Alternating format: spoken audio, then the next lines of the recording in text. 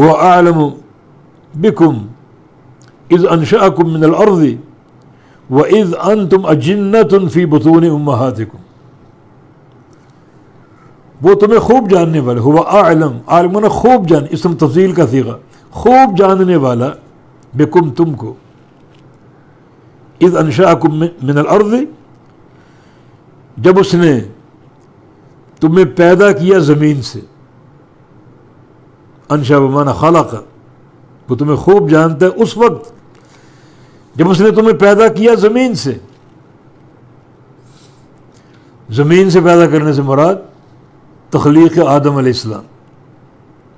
وہ پیدا ہوئے تو اللہ تعالیٰ ہر بندے کی فطرت کو جانتا ہے، بنی نوع انسان کی فطرت کو جاننے والا ہے.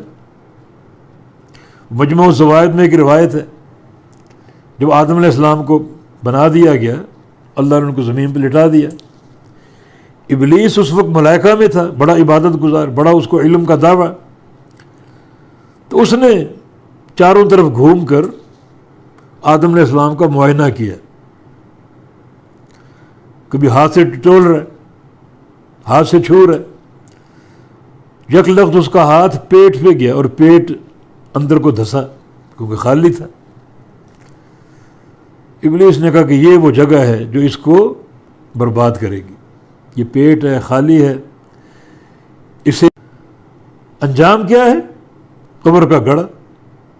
جب کہ تم قبر میں کچھ وقت رہو گے، تمہارا گوشت اور جسم کی غلاظتیں سب مل کر ایک غلیظ اور گندی شے بن جائے گی.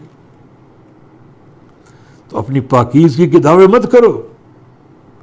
عمل صالح ہو تو اس کو اللہ کی توفیق سمجھو، اللہ کی حمد کرو تاکہ توفیق اور ارزاں ہو. اور اگر برائی ہو تو اللہ سے ڈر جاؤ، توبۃ النصوح کرو، اس برائی سے بعد آ جاؤ. تو فرمایا کہ فلا تزکوا انفسکم، اپنے نفس کی پاکیزگی کے دعوے مت کرو. ہوا اعلم بمن اتقا، وہ خوب جانتا ہے اس شخص کو جو متقی ہوا.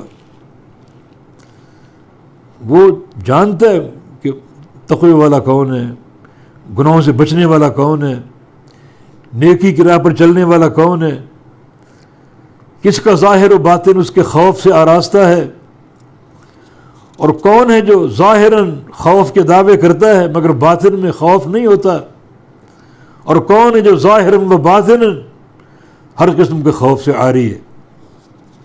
وہ سب کو جانتا ہے.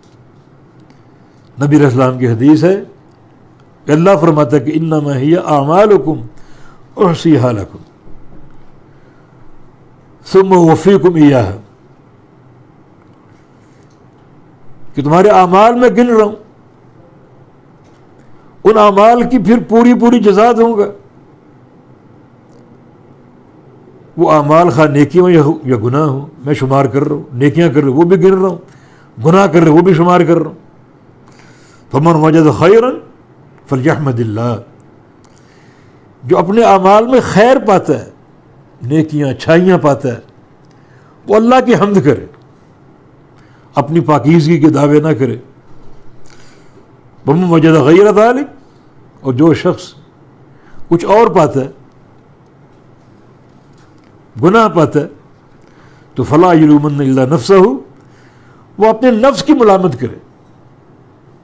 وہ گناہ کرنا اس کے نفس شریرہ کی بنا پر نفس کی ملامت کرے. تو اللہ تعالیٰ جاننے والا ہے متقی کون ہے، پرہیزگار کون ہے، اور گناہ گار کون ہے، اور وہ بدلے دے گا ہر ایک کو. اچھائی کا بدلہ اچھائی اور برائی کا بدلہ سزا اور جہنم کے وعید کی صورت میں.